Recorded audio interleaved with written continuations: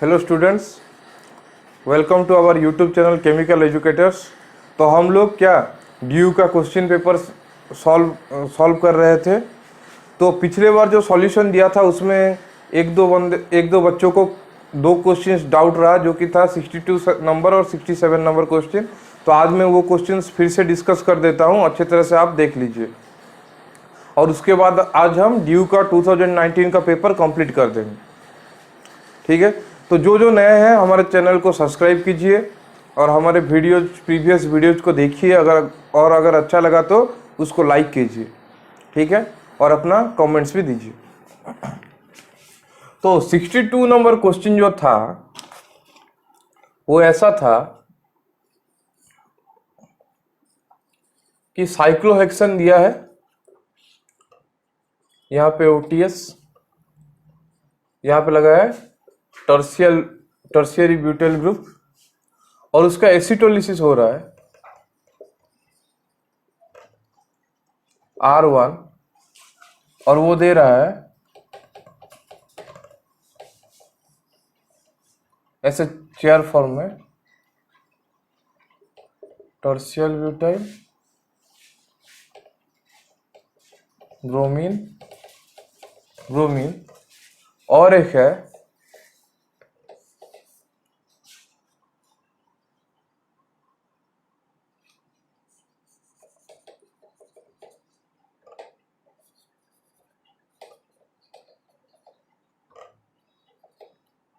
ये वाला भी डैश है OTS, सेम, इसका रेट R2 दिया है।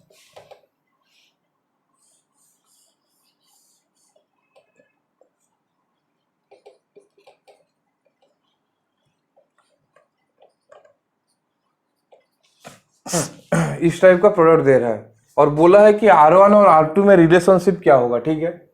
तो पहले तो इसको हम चेयर फॉर्म में कन्वर्ट कर देंगे। तो चेयर फॉर्म में कन्वर्ट करेंगे तो क्या होगा, देखिए।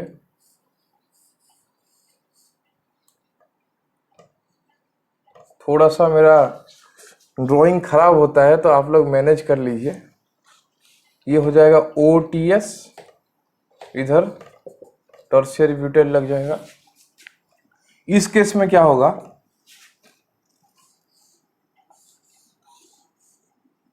टर्शियरी ब्यूटाइल, ठीक है, और OTS Br, ठीक है। तो एक चीज याद रखना, पहला फॉर्म हो या दूसरा फॉर्म हो, जब हम उसको कन्वर्ट करेंगे चेयर फॉर्म में ना साइक्लोहेक्सेन को, तो जो टर्शियल ब्यूटाइल ग्रुप है वो बल्कियर ग्रुप है, तो वो ऐसे ही रहेगा, मतलब इक्वेटोरियल की तरफ ही रहेगा। इतना याद रखना, जैसा भी कॉन्फ़िगरेशन हो जाओ ये अंदर के साइड में ही रहेगा। और उसके हिसाब से हम बाकी जो दो ग्रुप है उनका पोजीशन सेट करेंगे। तो यहाँ पे कर दिए हैं। तो अच्छे तरह से देखिए क्या होता है। तो जो OTS हमारा है ये एक्सियल पोजीशन में है, तो ये जो बॉन्ड है इसका जो एंटी बॉन्डिंग ऑर्बिटल है वो ऊपर की तरफ है, जिसमें अगर हम अटैक करवाएंगे, मतलब ब्रोमीन का जो लोन पेयर है वो आएगा और ये वाला निकल जाएगा, तो ये ऐसा कंपाउंड फॉर्म करता है।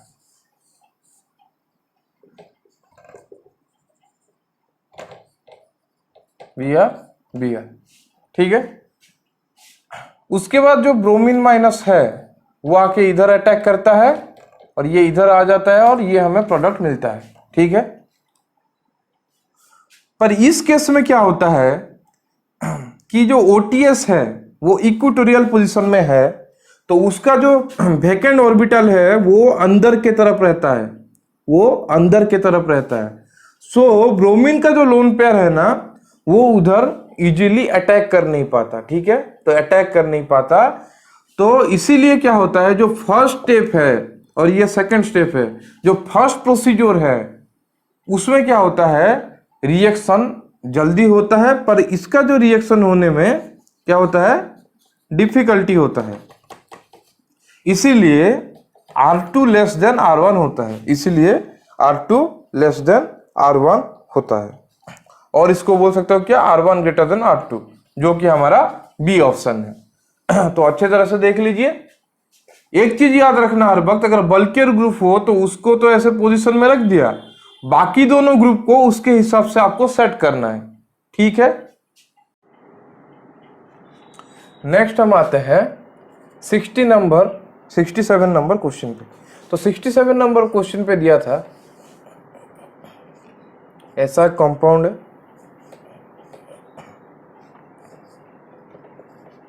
एमी दिया है NH2 NHTS एक है, और एक दिया है NaBH3CN DMSO सॉल्वेंट दिया है, और हीट दिया है, इसका प्रोडक्ट क्या आ रहा है बोला है, ठीक है। तो क्या करेंगे हम, पहले इसको ये जो हाइड्रोजन डेरिवेटिव है उसके साथ रिएक्ट करेंगे। तो ये क्या दे देगा, हाइड्रोजन डेरिवेटिव, ठीक है।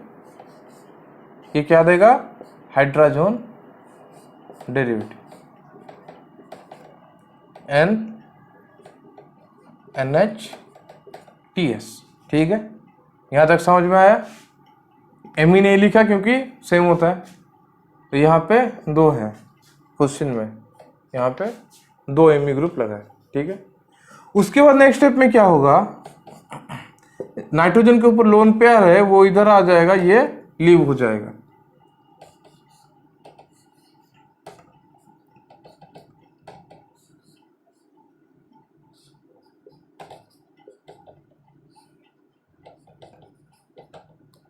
NH हो गया, ठीक है।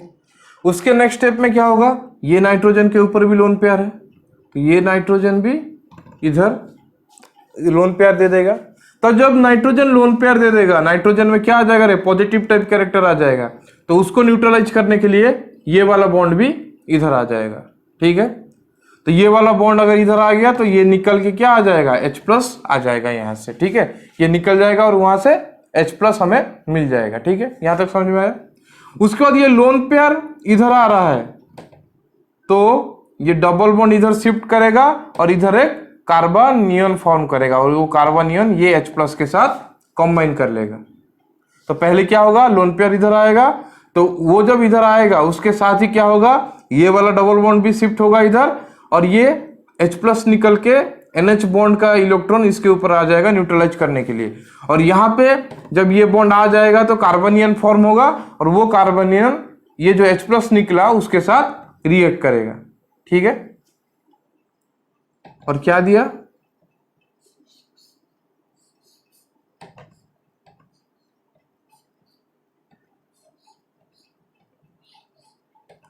N+1N ये दिया, ठीक है।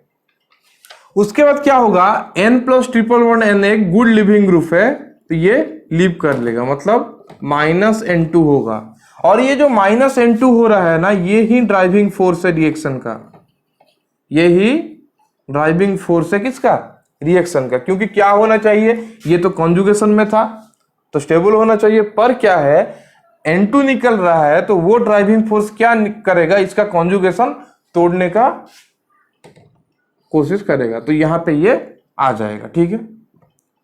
तो कैसा हुआ, ऐसे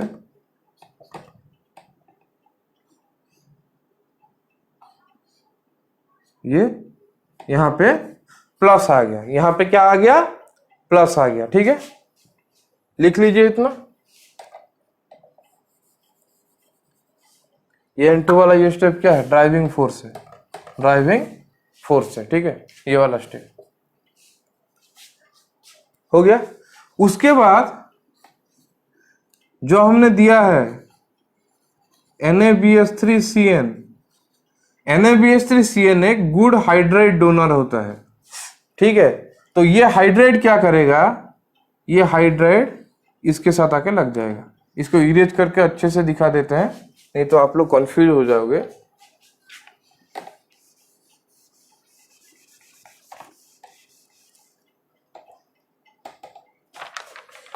ये एक अच्छा NaBH3CN अच्छा हाइड्राइड डोनर है, तो ये जो हाइड्राइड है ये इधर अटैक कर देगा, ठीक है। तो प्रोडक्ट क्या बनेगा हमारा, ये हो गया, लिख लिया इतना, ऐसा ऐसा, ठीक है। प्रोडक्ट बन गया हमारा ये, जो कि हमारा क्वेश्चन में कौन सा ऑप्शन है, बी ऑप्शन है, जो हमारा क्वेश्चन में बी ऑप्शन है। तो पहले क्या हुआ, सब स्टेप हुआ, यहां तक समझ में आया। यहाँ पे क्या हुआ, इसका लोन पर इधर आया, ये इधर शिफ्ट हो गया, इसको N प्लस को न्यूट्रल करने के लिए H प्लस निकल गया, और ये कार्बन N जो बना वो H प्लस के साथ रिएक्ट कर लिया। नेक्स्ट स्टेप में N2 क्या हो गया, रिलीज हो गया N2 गैस, जो कि ड्राइविंग फोर्स था रिएक्शन के लिए, और यहाँ पे एक कार्बोकेटायन बना। ये कार्बोकेटायन हाइड्रेट के साथ रिएक्ट करके हमारा फाइनल प्रोडक्ट बना दिया। ठीक है, तो इसको नोट डाउन कर लीजिए।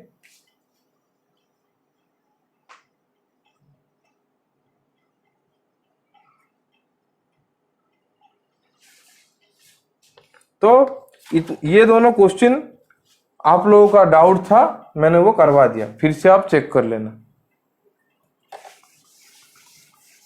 अभी हम शुरू करते हैं हमारा क्वेश्चन सॉल्विंग सेशन।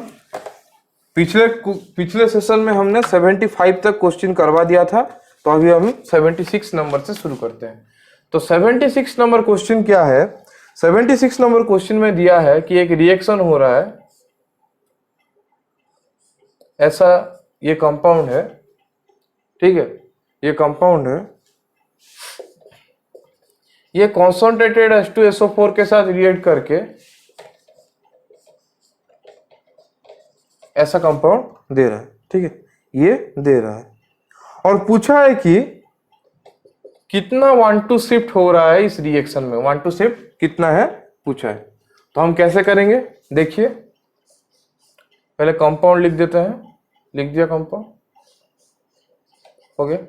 तो जब कॉन्सेंट्रेटेड H2SO4 के साथ हम रिएक्ट करेंगे तो एसिड है ये, तो H प्लस देगा, तो क्या हो जाएगा, H प्लस देगा तो ये OH2 प्लस हो जाएगा, ये लीव कर जाएगा। ये जब लीव करेगा तो यहाँ पे एक कार्बोकेटायन का फॉर्म होगा, कैसा, ऐसा। ठीक है, तो कार्बोकेटायन फॉर्म होने के बाद यहाँ पे इस कार्बन के पास एक हाइड्रोजन है, तो ये हाइड्रेट यहाँ पे शिफ्ट हो जाएगा, मतलब 1-2 हाइड्रेट शिफ्ट हो ना, 1-2 शिफ्ट लिख लीजिए, 1-2 शिफ्ट हो रहा है। क्या दिया उसके बाद इसने, ये वाला दे दिया। ठीक है, ये वाला दे दिया। उसके बाद क्या होगा, रिंग एक्सपांशन, क्योंकि 5 मेंबर से 6 मेंबर बनेगा, तो रिंग एक्सपांशन। तो रिंग एक्सपांशन में क्या होगा, ये वाला बॉन्ड आके इधर लग जाएगा, ये वाला बॉन्ड आके इधर लग जाएगा, मतलब क्या हो रहा है, ये भी 1-2 शिफ्ट हो रहा है। ठीक है,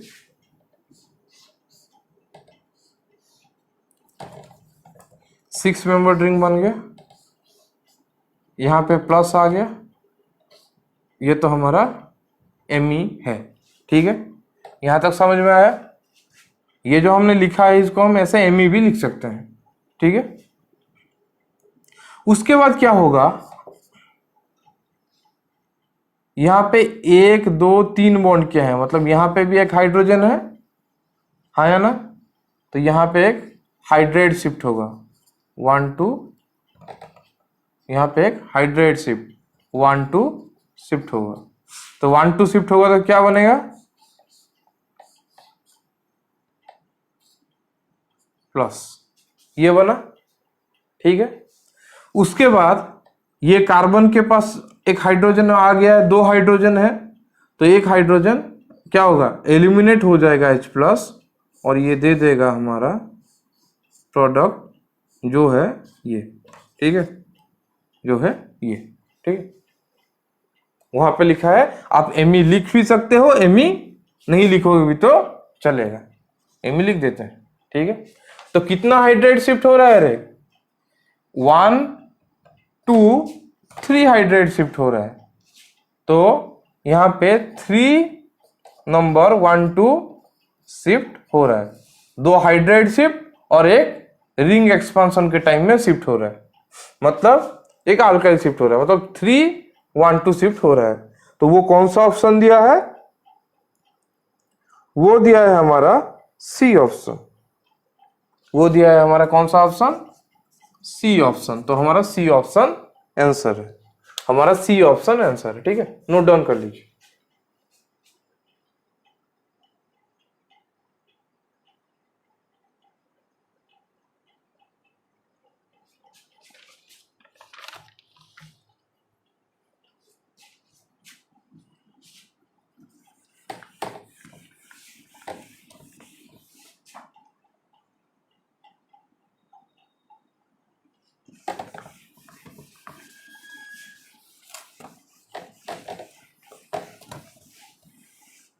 नेक्स्ट आएंगे हम 77 नंबर क्वेश्चन पे। तो 77 नंबर क्वेश्चन क्या दिया है देखिए। 77 नंबर क्वेश्चन में दिया है कि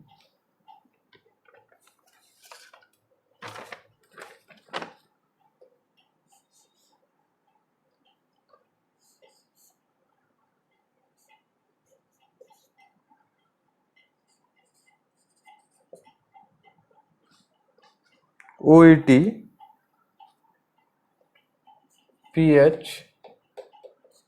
पीएच लगा है, लिथियम एल्यूमिनियम हाइड्राइड दिया है और H3O प्लस दिया है और H3O प्लस दिया है। ठीक है, तो क्वेश्चन लिख लीजिए 77 नंबर। और पूछा है कि मेजर प्रोडक्ट क्या होगा, और पूछा है कि मेजर प्रोडक्ट क्या होगा। तो एक चीज याद रखिए, जब हम लिथियम एल्यूमिनियम हाइड्राइड दे रहे हैं तब क्या होगा, इसका रिडक्शन हो जाएगा OH ग्रुप में, इसका रिडक्शन हो जाएगा किसमें, OH ग्रुप में। ठीक है, तो हमारा आंसर क्या आएगा, आंसर आएगा ऐसा,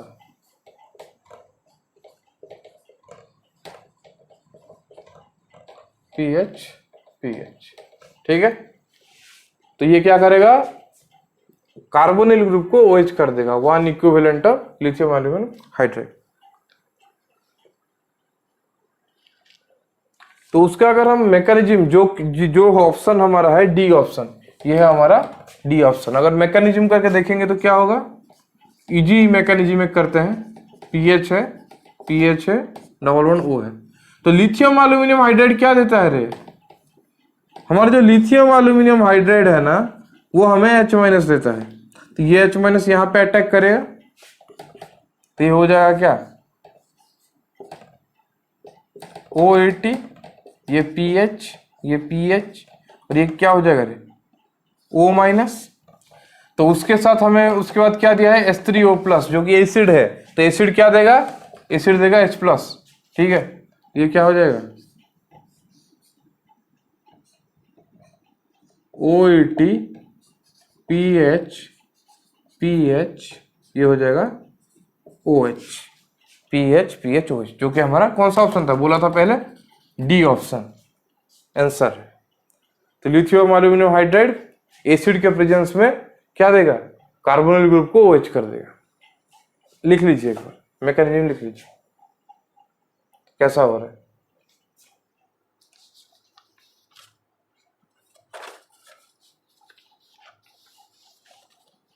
ठीक है,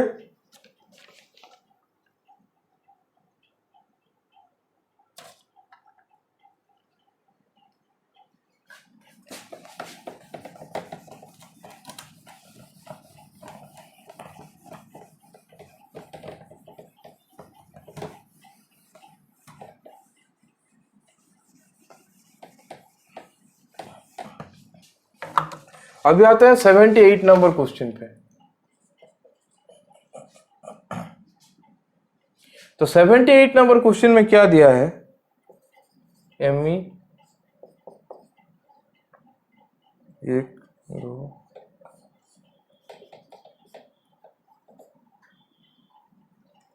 2 3 4, ठीक है, ये कंपाउंड दिया है, उसको KOH और दिया है MEOH दिया है, हीट देके, हीट क्या प्रोडक्ट बन रहा है, क्या प्रोडक्ट बनेगा वो पूछा है। ठीक है, तो कैसे करेंगे देखिए, Me डायरेक्ट कर देते हैं यहाँ पे जब हम KOH देंगे तो KOH क्या है, KOH एक बेस है, तो वो उसका काम क्या है, प्रोटॉन अब्स्ट्रैक्ट करना, उसका काम है क्या, प्रोटॉन अब्स्ट्रैक्ट करना। तो ये यहाँ पे वो प्रोटॉन अब्स्ट्रैक्ट करेगा। ठीक है, एसिडिक हाइड्रोजन को अब्स्ट्रैक्ट करता है। उसके बाद क्या होगा, ये जो माइनस यहाँ पे आएगा, अटैक करेगा और ये ऐसा हो जाएगा, लिख लेते हैं। तो ये एक 5 मेंबर्ड रिंग कंपाउंड दे देगा, क्या दे देगा, 5 मेंबर्ड रिंग कंपाउंड दे देगा, O-। ऐसा कंपाउंड दिया, आया ना। तो यहां पे देखिए ये क्वेश्चन में एक लिखना चाहिए कि एसिड गिवन है, H+ वाटर ऐसे देना चाहिए, यहाँ पे दिया नहीं है पर एक्चुअली क्वेश्चन में ये देना चाहिए, नहीं तो आपका जो ऑप्शन में प्रोडक्ट आया है वो कभी नहीं आएगा, यहाँ पे आके रुक जाएगा। तो H+ H2O ही देना चाहिए। तो यहाँ पे अगर हम दे देंगे एसिड पहला इक्विवेलेंट, तो ये क्या हो जाएगा रे, MEOH। देन अगेन उसको एसिड देंगे, ये हो जा रहा है C++O Me, यहाँ पे OH2+, यहाँ पे आएगा OH2+। ठीक है, यहां तक समझ में आया? आया समझ में? उसके बाद देखिए ये जो कार्बन है इसके पास हाइड्रोजन अवेलेबल है, ये जो कार्बन है ये कार्बन 1-2 बॉन्ड किया है और 2 हाइड्रोजन उसके पास अवेलेबल है। तो ये जो हाइड्रोजन CH बॉन्ड है ये इधर शिफ्ट हो जाएगा, ये इधर आ जाएगा डबल बॉन्ड फॉर्म करने के लिए। ठीक है, डबल बॉन्ड फॉर्म करने के लिए। तो ये हो गया double bond O Me H2O निकल गया, -H2O लिख लीजिए, -H2। ठीक है, तो ये थोड़ा मिसिंग था तो इसको आप ऐड कर लीजिए क्वेश्चन में, H+ वाटर। ये आ गया हमारा क्या, प्रोडक्ट। ये आ गया हमारा प्रोडक्ट जो कि हमारा सी ऑप्शन है, जो कि हमारा सी ऑप्शन है। ठीक है, तो 78 नंबर लिख लीजिए।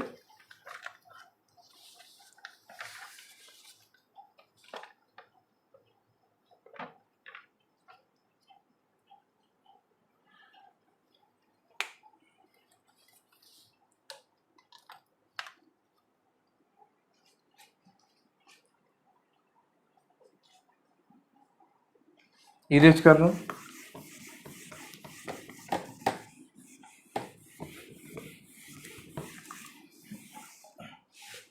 नेक्स्ट आएंगे हम लोग 79 क्वेश्चन। तो 79 नंबर में क्वेश्चन क्या दिया है, मेजर प्रोडक्ट फाइंड आउट करने के लिए बोला है। दिया है कि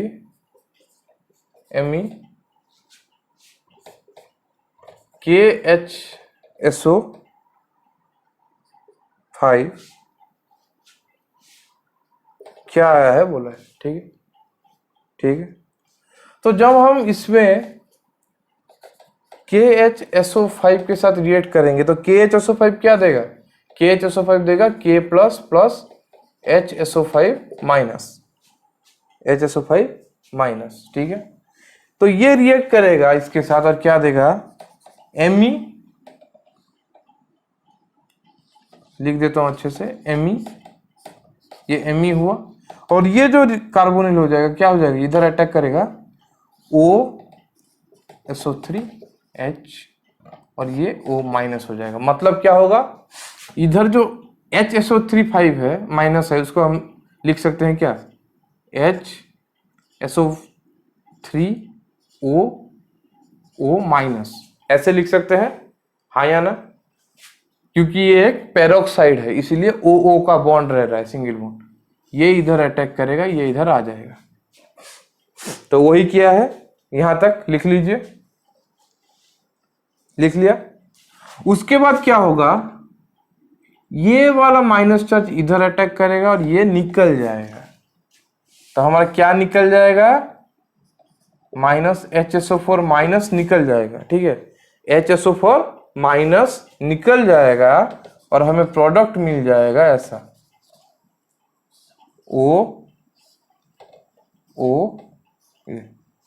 प्रोडक्ट मिल गया ये। ठीक है, लिख लीजिए, जो कि हमारा क्या ऑप्शन है, जो कि हमारा ए ऑप्शन है, जो कि हमारा ए ऑप्शन है आंसर। ठीक है, सिंपल सा रिएक्शन है ये, इतना टफ क्वेश्चन भी नहीं है।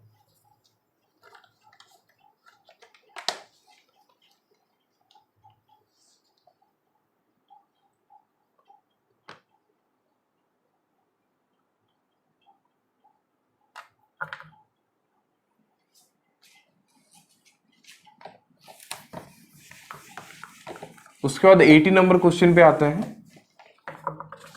तो 80 नंबर क्वेश्चन में दिया है रिएक्शन बिटवीन किसका, two ionic species dissolved in a solvent for reaction between two ionic species dissolved in solvent, rate constant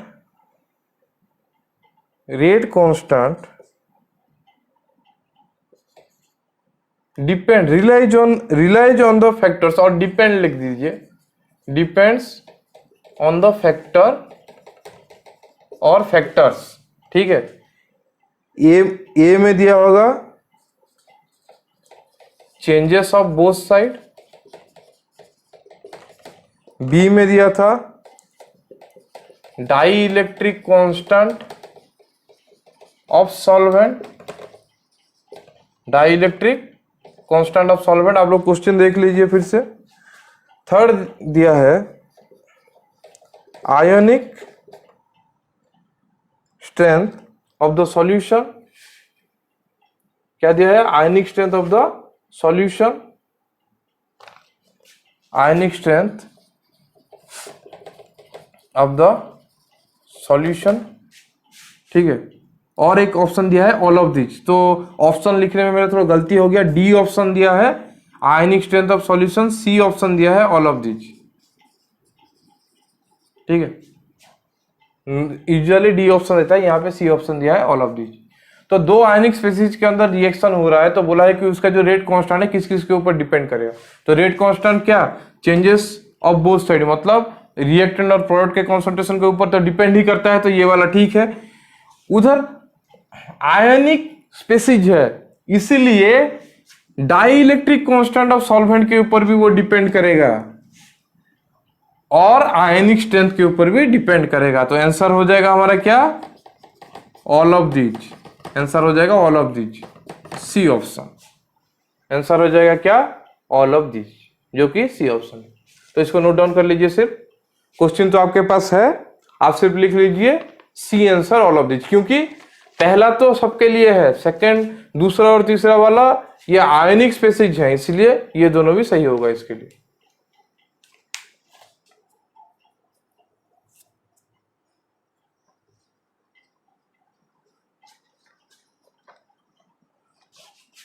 ठीक है।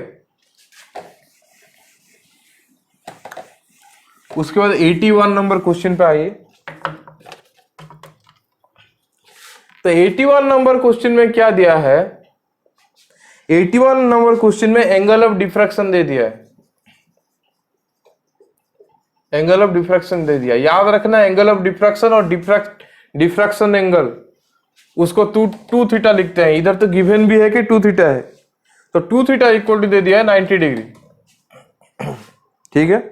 और बोला है सेकेंड ऑर्डर रिफ्लेक्शन है, मतलब सेकेंड ऑर्डर के लिए क्या होता है, n इक्वल टू 2 होता है।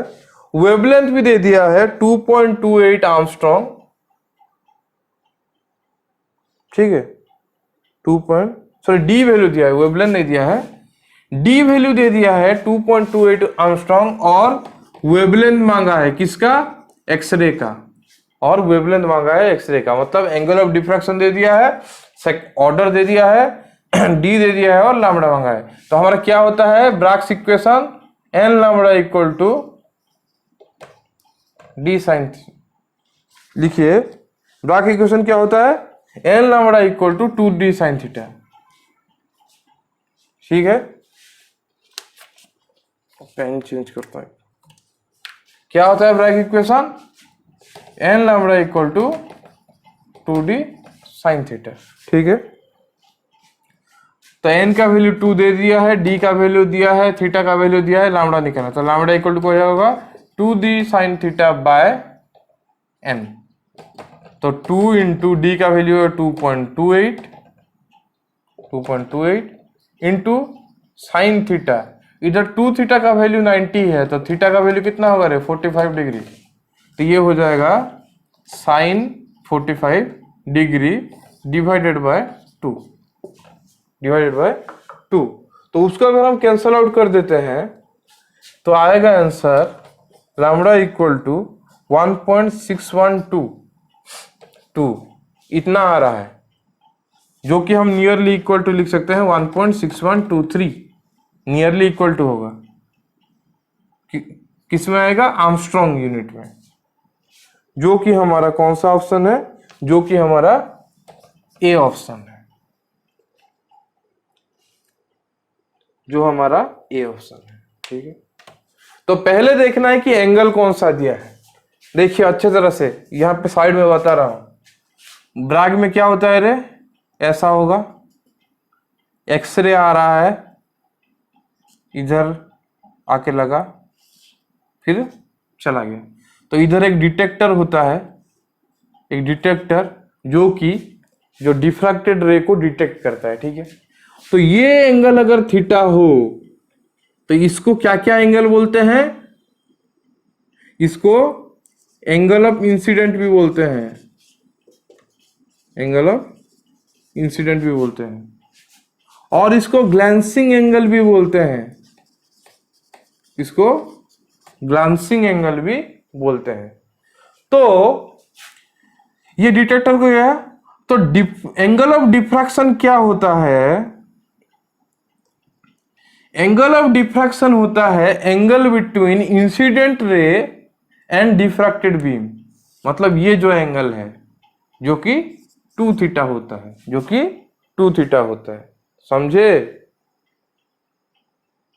क्योंकि ये जो पार्ट है वो भी थीटा होता है, ये छोटा वाला पार्ट भी थीटा होता है, तो दोनों मिलके क्या हो गया, 2 थीटा हो गया। समझ में आया? इसीलिए जब एंगल ऑफ डिफ्रैक्शन दिया होगा उसको हम 2 थीटा लेंगे। तो 2 थीटा 90 डिग्री दिया, थीटा हमने 45 डिग्री किया, उसके बाद हमने सॉल्व कर दिया क्वेश्चन। ठीक है, लिख लीजिए, ये वाला क्वेश्चन काम में आएगा। ऐसा क्वेश्चन सिर्फ डीयू में नहीं आता, एसयू, बीएचयू, जाम सब में आता है ऐसा क्वेश्चन। और ब्रैग इक्वेशन का क्वेश्चन तो सॉलिड में मैक्सिमम चांस रहता है आने के लिए। एक ब्रैग इक्वेशन का मिलर इंडिसेस ऐसा रहता है, सबका क्वेश्चन आता है, नोट डाउन कर लीजिए।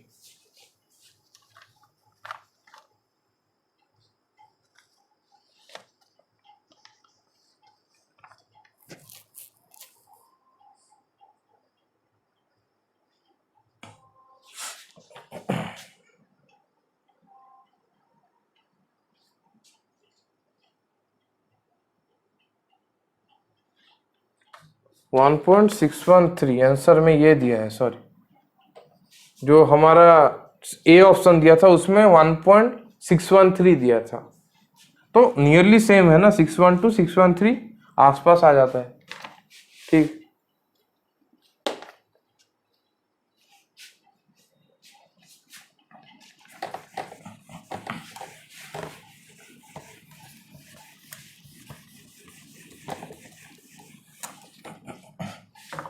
उसके बाद आइए 82 नंबर पे। 82 नंबर में क्या दिया है, 82 नंबर में कॉम्प्लेक्स दिया है 2-, निकेल और क्लोरीन का कॉम्प्लेक्स दिया है, और पूछा है कि उसका मैग्नेटिक मोमेंट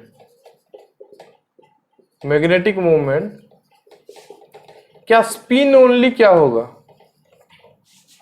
स्पिन ओनली क्या होगा। तो सबको पता है कि ये D8 कॉन्फ़िगरेशन है, D8 कॉन्फ़िगरेशन है, और ये कैसा रहेगा D8 में, इसका इस टाइप का है, इस टाइप का है D8, हाँ है ना। नॉर्मली अगर देखेंगे तो इस टाइप का है।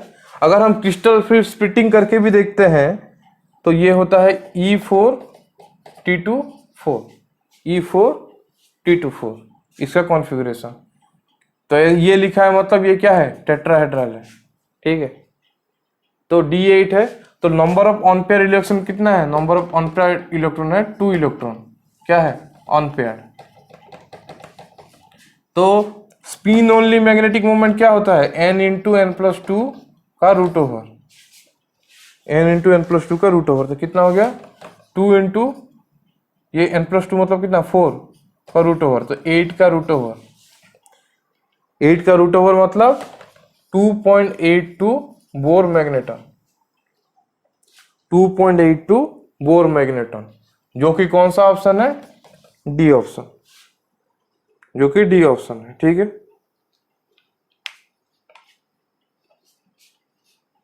लिख लीजिए।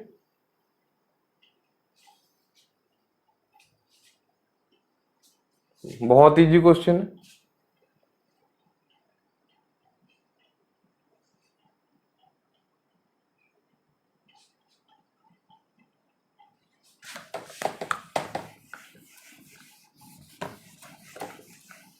नेक्स्ट आएंगे 83 नंबर क्वेश्चन में।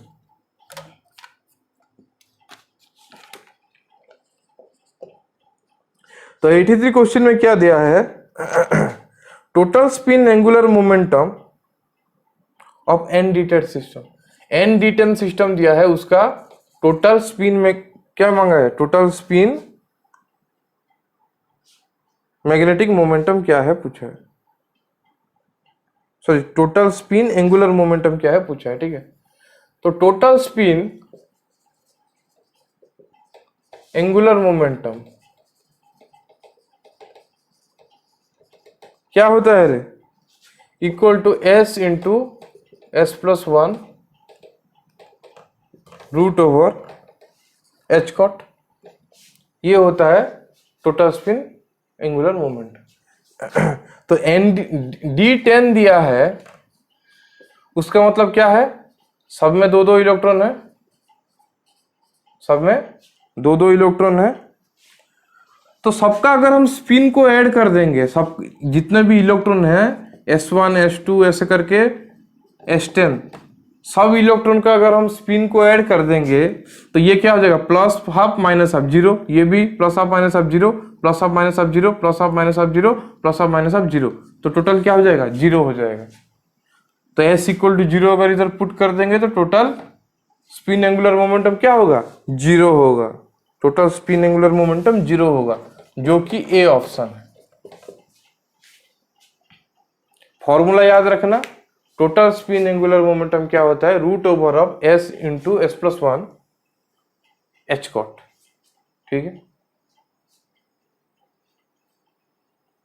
लिख लीजिए।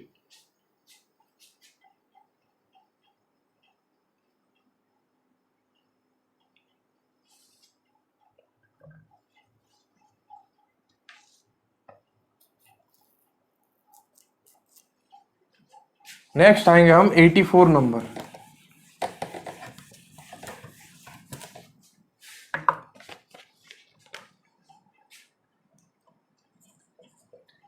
नंबर क्वेश्चन में दिया है कि electronic transition originating from the 2s energy level, 2s से ओरिजिनेट हो रहा है, कौन, इलेक्ट्रॉनिक ट्रांजिशन क्वेश्चन में दिया है। तो व्हिच सीरीज होगा, 2s से ओरिजिनेट हो रहा है किसको, हायर को, इलेक्ट्रॉन ट्रांजिशन, तो सीरीज क्या होगा वो क्वेश्चन में पूछा है। तो बहुत इजी आंसर है, अगर n इक्वल टू 2 होता है तो क्या होता है रे, बाल्मर सीरीज होता है। n इक्वल टू 2 में क्या होता है रे, बाल्मर सीरीज होता है। तो बाल्मर सीरीज कौन सा ऑप्शन में दिया है, डी ऑप्शन में दिया है बाल्मर सीरीज, जो कि आंसर। बहुत ही इजी क्वेश्चन है।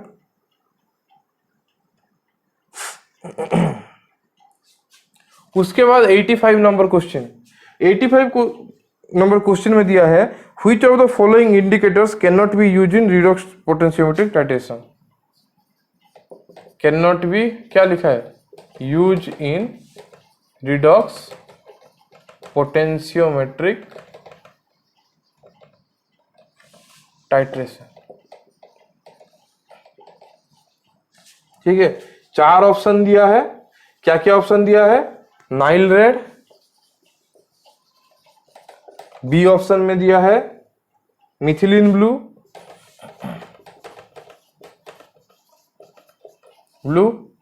सी ऑप्शन में दिया है इरिग्लाउसिन, इरियोग्लाउसिन,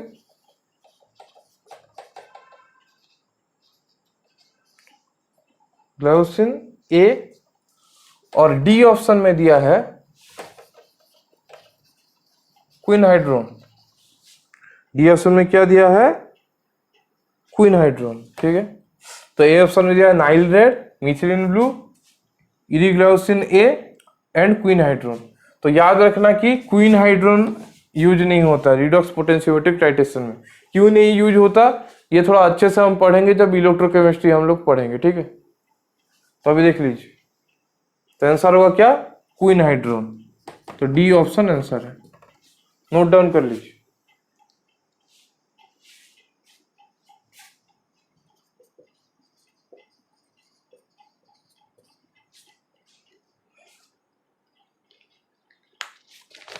तो हमने 85 तक खत्म कर दिया, नोट डाउन कर लीजिए, मैं इरेज कर रहा हूं।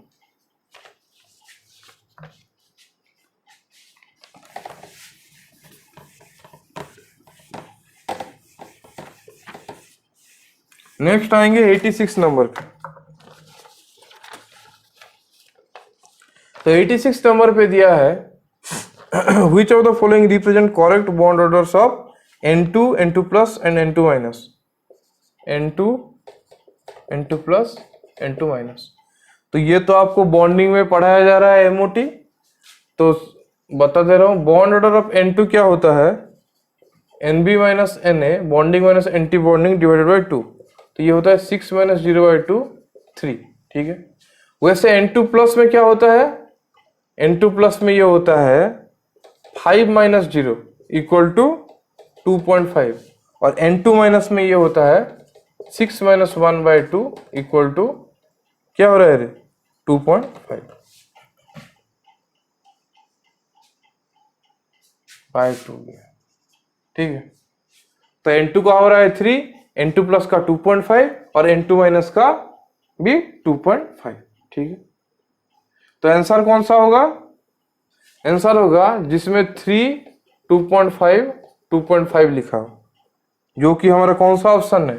ए ऑप्शन है, जो हमारा ए ऑप्शन। ठीक है, 86 नंबर का आंसर हो गया। उसके बाद 87 नंबर, 87 नंबर क्वेश्चन में लिखा है which of the following equation is use in the calculation of equilibrium constant के। ठीक है, तो हमें क्या पता है? डेल्टा जी इक्वल टू क्या होता है? डेल्टा जी 0 प्लस RT/ln के। क्या होता है? RT/ln के। ठीक है, कब होता है? नॉर्मली। एट इक्विलिब्रियम क्या होता है? At equilibrium delta G equal to 0 हो जाता है। At equilibrium delta G equal to क्या हो जाता है? 0 हो जाता है। तो that implies delta G 0 equal to minus RT/ln K equilibrium constant हो जाता है। और हमें फर्दर पता है, अगेन हमें क्या पता है? Delta G 0 equal to minus NFE0। हाँ या ना? तो इन दोनों को अगर मिला के हम लिख लेंगे तो क्या हो जाएगा? ये दोनों इक्वेशन को अगर हम मिला लेंगे तो हो जाएगा minus NFE0 equal to RT/ln के। RT/ln के। ठीक है, तो that implies minus RT/ln K, sorry, that implies ln K equal to क्या हो जाएगा? NFE0 by RT। ln K equal to क्या हो जाएगा? NFE0 by RT। NFE0 by RT, जो हमारा कौन सा ऑप्शन है? देख लीजिए, जो कौन सा ऑप्शन है वो बी ऑप्शन है। ये है बी ऑप्शन। ठीक है, इसका डेरिवेशन, इसका सिग्निफिकेंस क्या है, ये जब हम इलेक्ट्रोकेमिस्ट्री पढ़ेंगे फिर से डिस्कस करेंगे, अच्छे से डिस्कस करेंगे। ठीक, सिंपल बात है, ये फ्री एनर्जी का एक्सप्रेशन होता है। इक्विलिब्रियम में क्या होता है? चेंज इन फ्री एनर्जी 0 हो जाता है इक्विलिब्रियम में। ठीक है, तो डेल जी 0 माइनस RT/ln के हो जाता है, और इसको इक्वेट कर दिया ये दो इक्वेशन को, तो ln K equal to NFE0 by RT आ जाएगा। नोट डाउन कर लिया होगा, इरेज कर रहा हूं। नेक्स्ट क्वेश्चन को जाते हैं। नेक्स्ट आएंगे हम 87 नंबर क्वेश्चन। 87 खत्म हो गया ना, 88 पे आएंगे। 88 नंबर क्वेश्चन पे आएंगे। तो 88 नंबर क्वेश्चन क्या दिया है कि which of the following molecule gives pure rotational spectra. Which of the following molecule gives pure rotational spectra। ठीक है, तो क्वेश्चन में दिया है, सब ग्रुप दिया है, O2CH3 दिया है, H2HCl दिया है, H2CO दिया है, HClCO दिया है। ठीक है, लिख लीजिए। तो प्योर रोटेशनल स्पेक्ट्रा के लिए क्या होता है, म्यू नॉट इक्वल टू 0 होता है, म्यू नॉट इक्वल टू 0 होता है, जो कि HCl और CO का होता है, जो HCl और CO का म्यू नॉट इक्वल टू 0 होता है। ठीक है, तो आंसर होगा HCl और CO, जो है डी ऑप्शन, जो है कौन सा ऑप्शन, डी ऑप्शन। उसके बाद 89 नंबर आइए। 89 नंबर पे दिया है which of the following is most reactive towards SN2 reaction. ठीक है, तो ऑप्शन दिया है 4। ठीक है, 4 ऑप्शन गिवन है,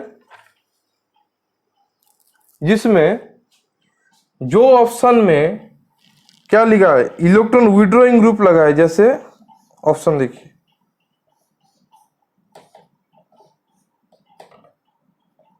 बी, इस ऑप्शन में क्या है, इलेक्ट्रॉन विड्रॉइंग ग्रुप लगा है, इसीलिए ये वाला मोस्ट रिएक्टिव होगा SN2।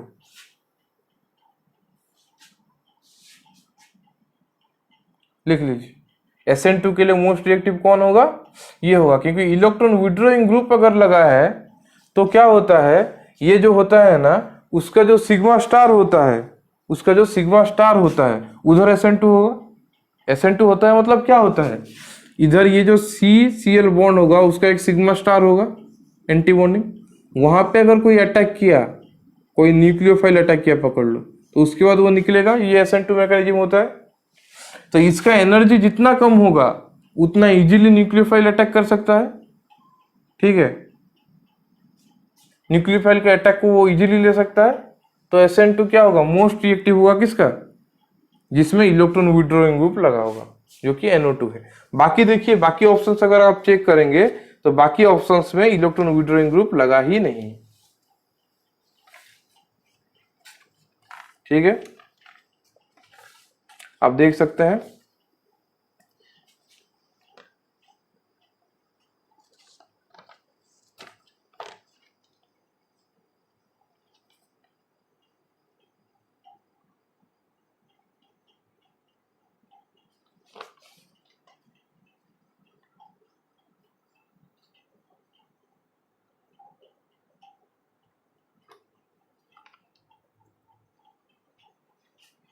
लिख लिया।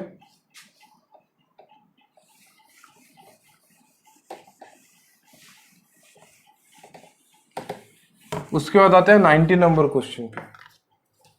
तो 90 नंबर क्वेश्चन में क्या दिया है, 90 नंबर क्वेश्चन में दिया है which of the following indicates the incorrect limiting value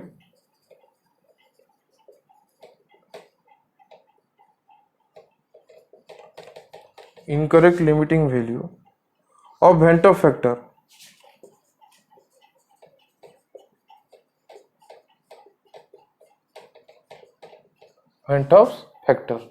at infinite dilution। ठीक है, ये दिया है क्वेश्चन। ऑप्शन क्या क्या दिया है, HCl दिया है A, B दिया है H2SO4, C दिया है NH4Cl, D में दिया है K4FeCN6। ठीक है, और HCl का लिखा है 2, H2O4 का लिखा है 2, NH4Cl का लिखा है 6, इसका लिखा है 5। ठीक है। एक्चुअली अगर आई वैल्यू मांगेगा ना वेंटर फैक्टर आई, वो कैसे निकालते हैं, अगर HCl है तो वो डिसोसिएट करके H plus plus Cl minus देगा। ठीक है, तो उसका वेंटर फैक्टर कितना होगा, जितना आयंस निकला है। मतलब क्या होता है I equal two molecules after dissociation divided by molecules before dissociation. मतलब इक्वल टू हम क्या लिख सकते हैं, 2/1 इक्वल टू 2, किसके लिए, HCl के लिए। वैसे H2SO4 के लिए क्या होगा, H2SO4 देगा 2H प्लस प्लस क्या देगा, SO4 2 माइनस, I कितना होता है, 3 होता है। तो NH4Cl के लिए क्या होगा रे, 2 होगा। वैसे K4FeCN होल 6 के लिए क्या होगा, ये देगा 4K plus plus FeCN whole 6 4 minus, ये देगा, हाँ या ना।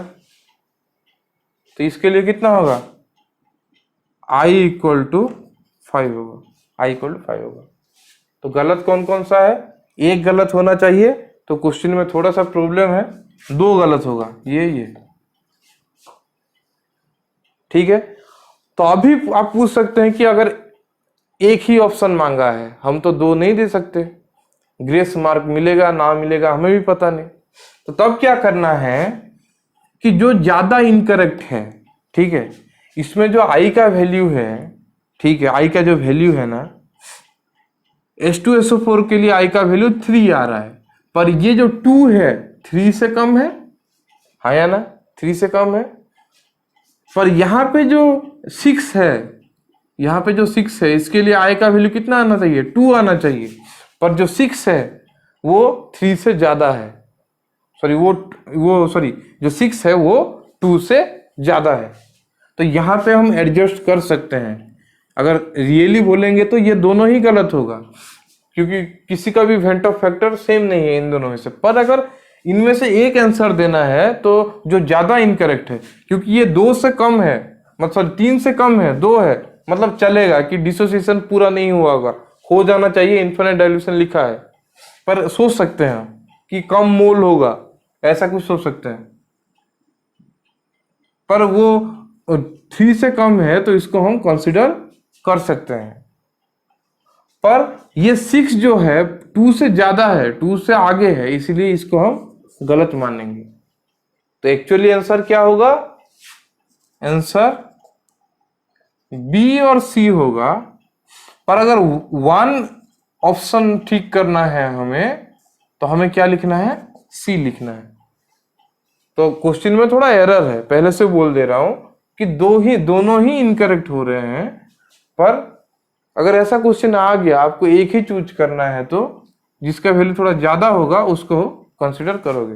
तो आंसर होगा कौन, सी ऑप्शन। ठीक है,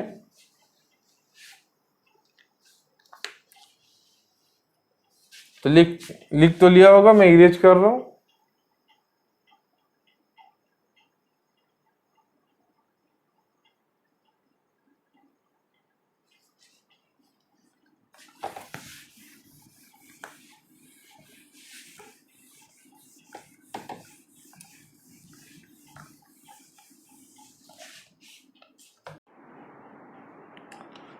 ठीक है, तो नेक्स्ट हम आते हैं 91 नंबर क्वेश्चन पे।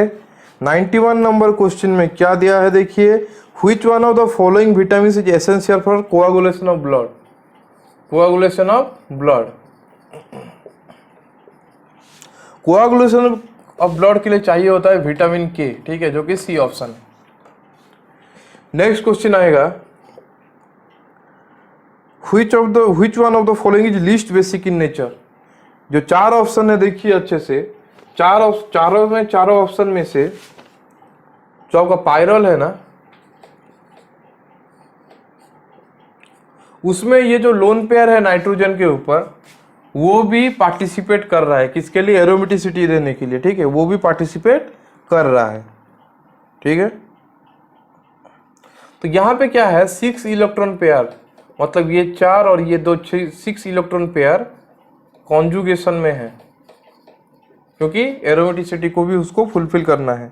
इसीलिए इसका जो डोनेशन कैपेसिटी सबसे कम होगा, मतलब ये होगा लीस्ट बेसिक, ये होगा लीस्ट बेसिक। ठीक है, तो ये कौन सा ऑप्शन है, देखिए ये है हमारा डी ऑप्शन, ये है डी ऑप्शन। ठीक है, लिख देता हूँ, ये है D option. Next 93 number question, उसमें दिया है कि the vibrational energy of a simple harmonic oscillator is calculated from दिया है स्क्रोडिंगर इक्वेशन डिपेंड्स ऑन, लिखा है। ठीक है, तो वाइब्रेशनल एनर्जी क्या होता है, n plus half H new. ठीक है, n plus half H new, जहां पे n होता है वाइब्रेशनल क्वांटम नंबर, h होता है प्लैंक्स कांस्टेंट, और न्यू होता है ऑसिलेटिंग फ्रीक्वेंसी, ऑसिलेटिंग फ्रीक्वेंसी। ठीक है, ये होता है ऑसिलेटिंग फ्रीक्वेंसी। तो क्वेश्चन में देखिए ए बी सी ऑप्शन ये तीनों हैं। ठीक है, तो इसका आंसर क्या होगा, ऑल ऑफ दीज, ये तीनों ए बी और सी ऑप्शन में है। ठीक है, वाइब्रेशनल क्वांटम नंबर है कि कौन सा ऑप्शन में, बी ऑप्शन में, प्लैंक्स कांस्टेंट है सी ऑप्शन में, ऑसिलेटिंग फ्रीक्वेंसी है ए ऑप्शन में। ठीक है, तो ऑल ऑफ दीज आंसर होगा, तो लिख लीजिए तीनों को।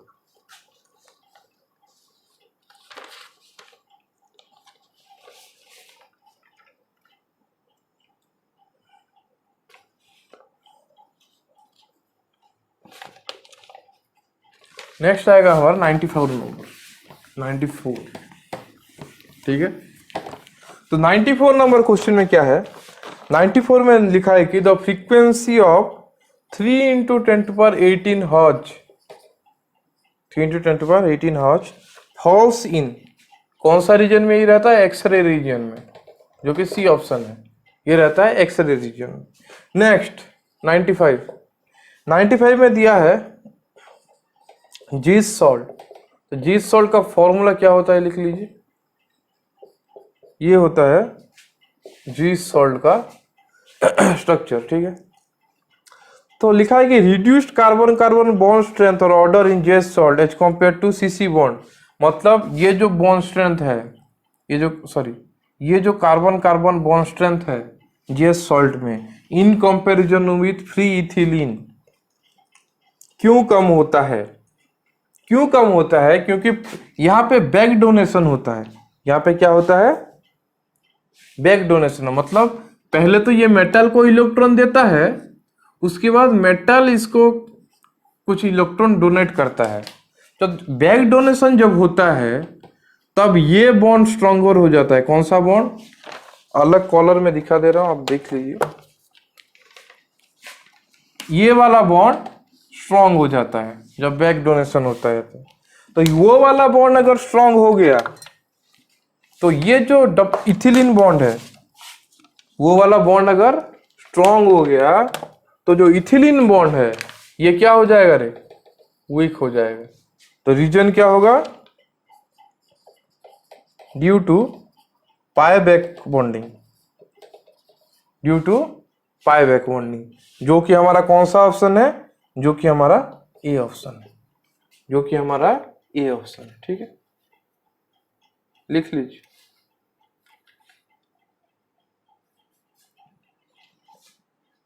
हो गया। नेक्स्ट आएगा 96 नंबर क्वेश्चन। 96 नंबर क्वेश्चन में क्या दिया है कि क्वेश्चन लिखा है कि द करेक्ट स्टेटमेंट, बोला है दो कॉम्प्लेक्स दिया है, दो कॉम्प्लेक्स क्या क्या है, और एक कॉम्प्लेक्स दिया है,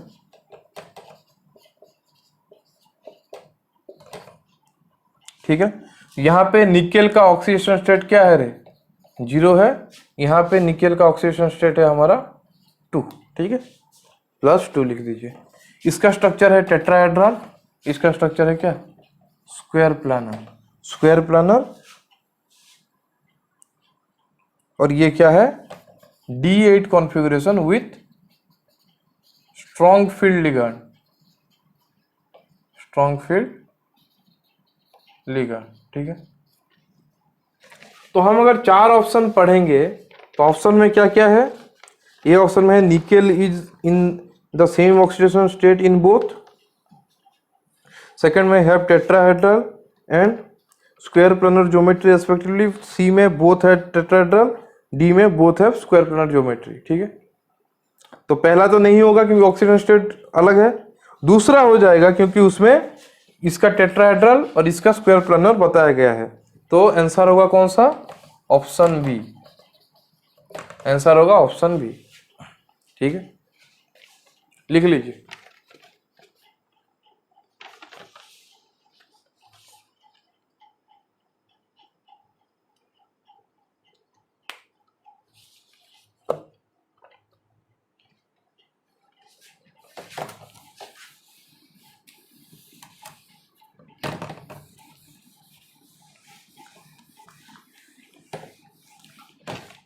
उसके बाद हम आएंगे 97 नंबर पे। 97 नंबर में लिखा है कि the chemical reaction 2A + B giving C + 2D first order with respect to A and second order with respect to B है, तो rate of reaction is given by क्या होगा, rate of reaction equal to क्या होता है, लिखे लिखे। तो क्या लिखा है कि first order with respect to A and second order with respect to B दिया है। ठीक है, और बोला है कि रेट ऑफ रिएक्शन क्या होगा, रेट ऑफ रिएक्शन क्या होगा। तो रेट ऑफ रिएक्शन क्या होता है, rate of reaction equal to rate constant into A का कितना ऑर्डर है 1, बी का ऑर्डर है 2। तो ये होगा आंसर। तो ये कौन सा ऑप्शन है, ये बी ऑप्शन है। उसके बाद 98 नंबर आओ। 98 में बोला है chemical potential is also known as, तो केमिकल पोटेंशियल क्या है, म्यू आई इक्वल टू होता है delta G by delta N I at constant temperature pressure and N J, at constant temperature pressure and N J, अगर N आई और N जे type का ये होगा डिस्ट्रीब्यूशन हुआ तो। ठीक है, इतना लिख लीजिए, ये केमिकल पोटेंशियल का एक्सप्रेशन होता है। तो पहला ऑप्शन दिया है क्या, partial molar enthalpy, partial molar enthalpy है क्या ना। उसके बाद लिखा है पार्शियल मोलर वॉल्यूम, ये पार्शियल मोलर वॉल्यूम भी नहीं है। उसके बाद थर्ड ऑप्शन में लिखा है पार्शियल मोलर एंट्रोपी, ये पार्शियल मोलर एंट्रोपी भी नहीं है। तो ये क्या होगा, ये होगा डी, नॉन ऑफ दीज और नॉन ऑफ द एबव, जो ऑप्शन दिया है नॉन ऑफ द एबव, ये होगा उनमें से कोई नहीं। ठीक है, इसको हम ऐसा बोल सकते थे कि पार्शियल मोलर फ्री एनर्जी अगर हम बोलते, पार्शियल मोलर फ्री एनर्जी अगर बोलते तो ये एक तरह से सही होता। ठीक है, 98 नंबर लिख दो। उसके बाद 99 नंबर भी देख लीजिए, वो भी एक इजी क्वेश्चन है। 99 नंबर में दिया है question, who is regarded as father of modern chemistry. ये तो सबको पता है कि लावोसियर ही है, लावोसियर है फादर ऑफ मॉडर्न केमिस्ट्री, जो कि ऑप्शन कौन सा दिया है, जो कि हमारा बी ऑप्शन दिया है, जो कि हमारा बी ऑप्शन दिया है। सबसे इजी क्वेश्चन, मतलब पूरा डीयू का 2019 में सबसे इजी क्वेश्चन यही है। बचपन से हम पढ़ते आ रहे हैं कि फादर ऑफ मॉडर्न केमिस्ट्री लावोसियर। ठीक है,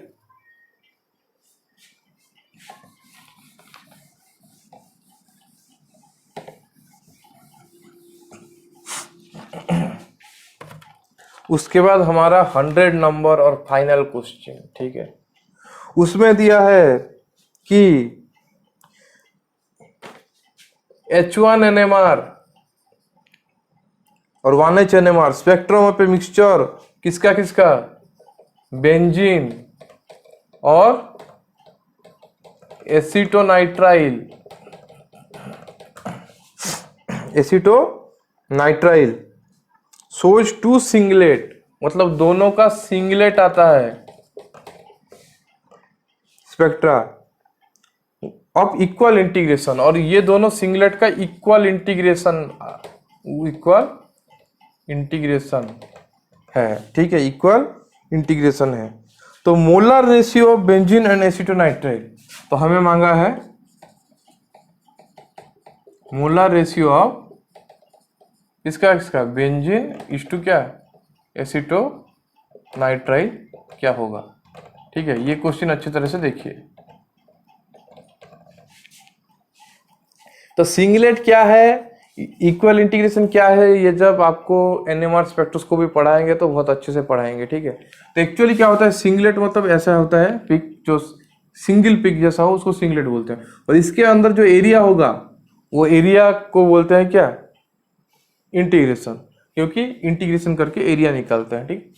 तो बाद में पढ़ेंगे अच्छे से।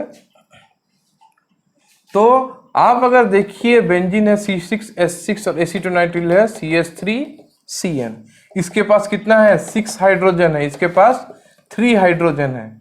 ये 6 हाइड्रोजन 1 मतलब क्या, सिंगलेट मतलब क्या 1 पिक दिखा रहा है, ये भी 1 पिक ही दिखा रहा है, ठीक है।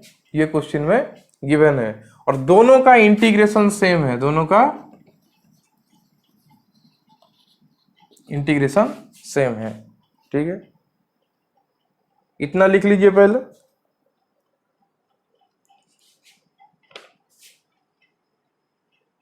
तो उसका अगर हम मोलर रेशियो लें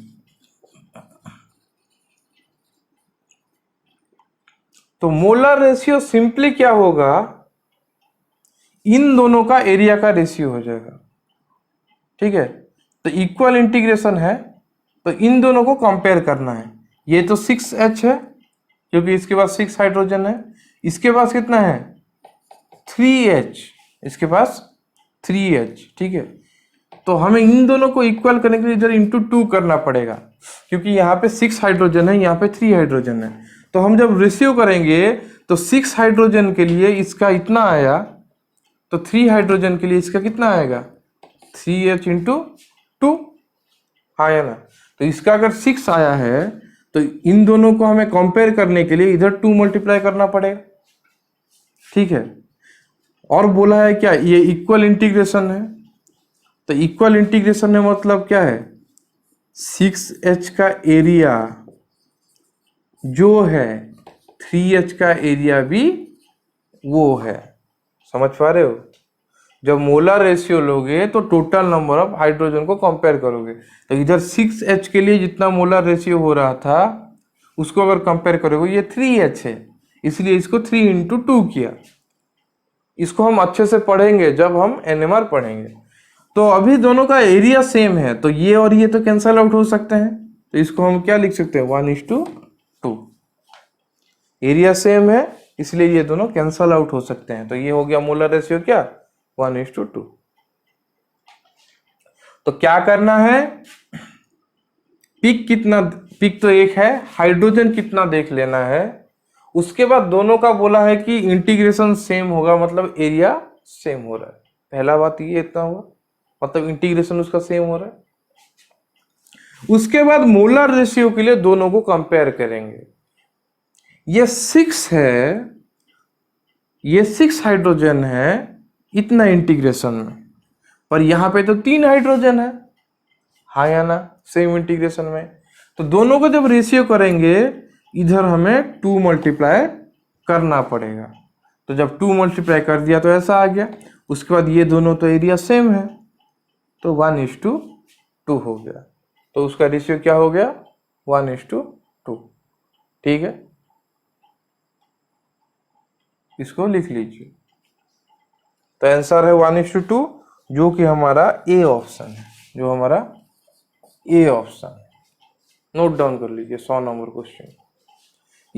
100 नंबर क्वेश्चन को और अच्छे तरह से हम जब एनएमआर स्पेक्ट्रोस्कोपी पढ़ेंगे तो बहुत अच्छे से ये करेंगे।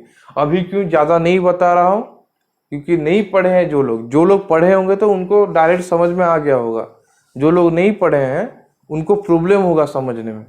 अगर उसका बेसिक्स आप लोगों को पता नहीं है तो इसको आप अच्छे से ग्रास्प नहीं कर पाओगे।